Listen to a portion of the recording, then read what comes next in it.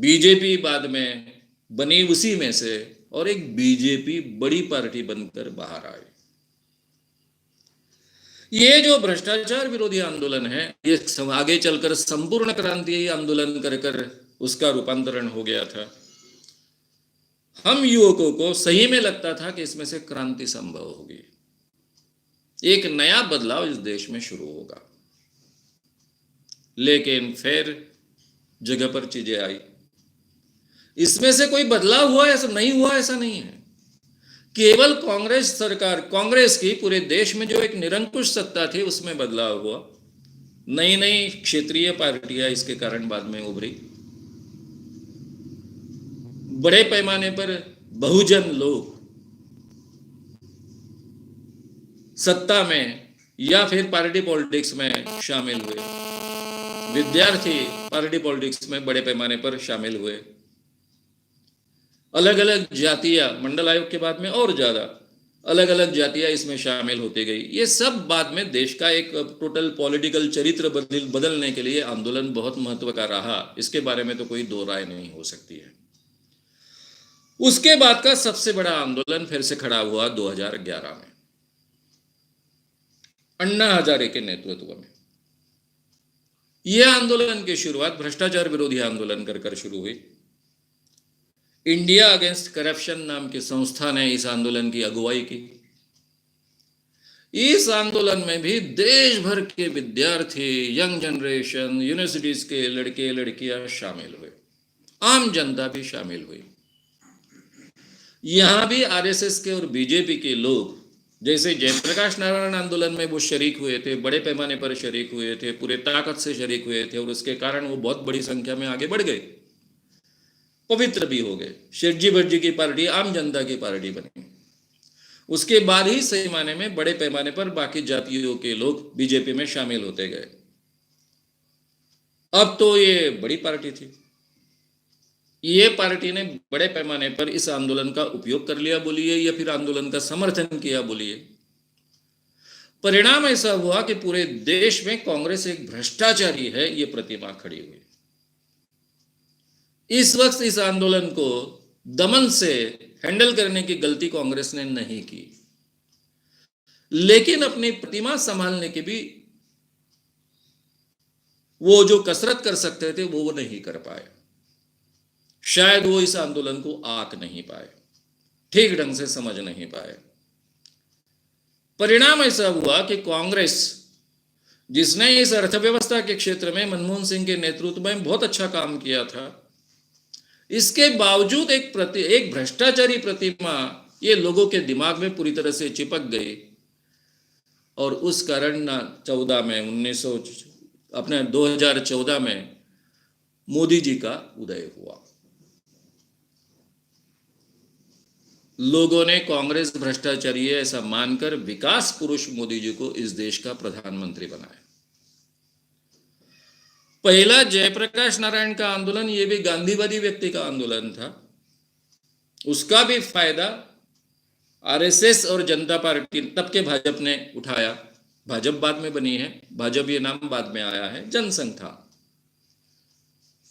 और अन्ना आंदोलन, अन्ना हजारे भी अपने आप को गांधीवादी कहते हैं, उनके आंदोलन का तरीका भी पूरी तरह से गांधीवादी है।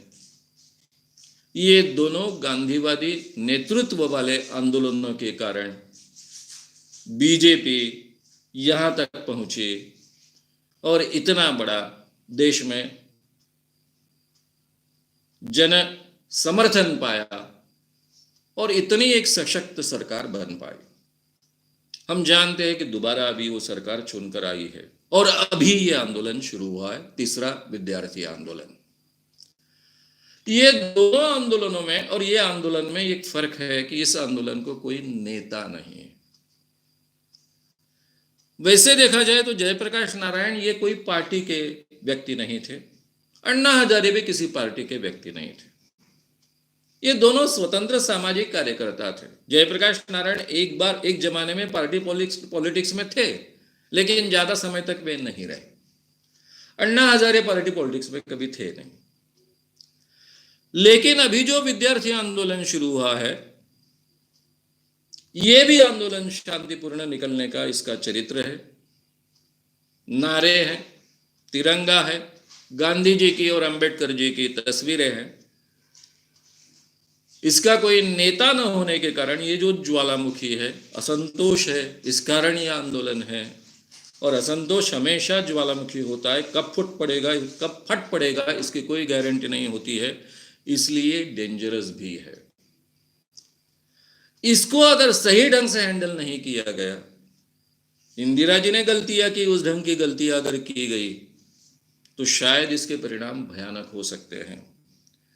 इसलिए ये आंदोलन शांतिपूर्ण हो, ये जिम्मेदारी जैसे आंदोलन करने वाले विद्यार्थियों की है, जनता की है, उसी प्रकार सरकार के भी है।